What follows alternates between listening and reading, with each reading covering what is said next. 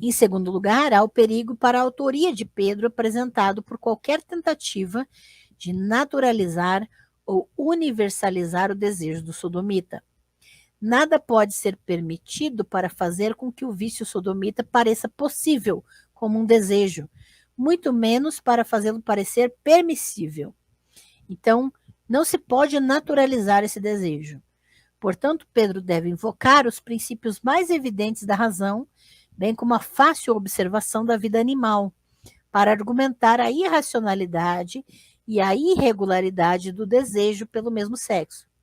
Todo apelo compassivo deve ser contrabalançado por uma rejeição repugnante. É o morde e assopra, né? É claro que o uso da razão não resolve essas dificuldades, porque ao falar razoavelmente com o sodomita, Pedro o humaniza e o credencia como um interlocutor razoável. O raciocínio é parte integrante da natureza humana. O que é o vício sodomita em relação à razão? Se ele corrompe a razão, também parece funcionar na profundidade da natureza.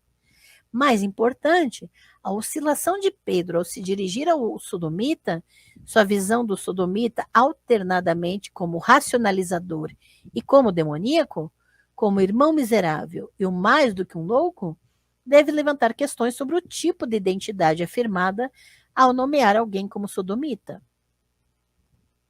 A identidade sodomita não é principalmente médica ou legal, embora considerações médicas e legais estejam associadas a ela. E o autor vai colocar numa nota de rodapé as imagens médicas que ocorrem em toda parte, em textos médicos em que a sodomia é comparada à causa de pragas, ou é simplesmente uma praga. É um crescimento tumoral, há uma ferida ou membro ferido, um contágio furioso, né? Uma doença contagiosa agressiva. Então você vai ver, e até a lepra, então você vai ver imagens médicas que vão ser influenciadas posteriormente por essas questões, né? Então a identidade sodomita, ela vai ser construída de uma forma que influencie as áreas oficiais do discurso que vão tratar da população de uma forma que, como nós vimos, né, simplificada.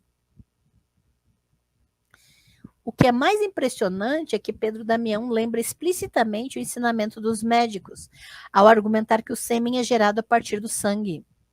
Assim como o vento transforma a água do mar em espuma, o manuseio dos órgãos genitais excita o sangue no componente fisiológico básico, o humor do sêmen.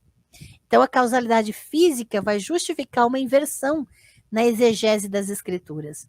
Algumas menções ao sangue podem ser interpretadas como referências ao sêmen. Então, ele mesmo vai modificar essa visão para a própria interpretação de textos bíblicos. Ser um sodomita também não é uma identidade de maneiras que possam ocorrer a um leitor moderno. Para Pedro Damião, isso não parece combinar com certos estilos de vestimenta ou comportamento. Não está associada a esses estilos de vestimenta e comportamento. Está associada à efeminação, embora principalmente no sentido de que o sodomita não tem homem, é feminino, buscando a plenitude nos homens.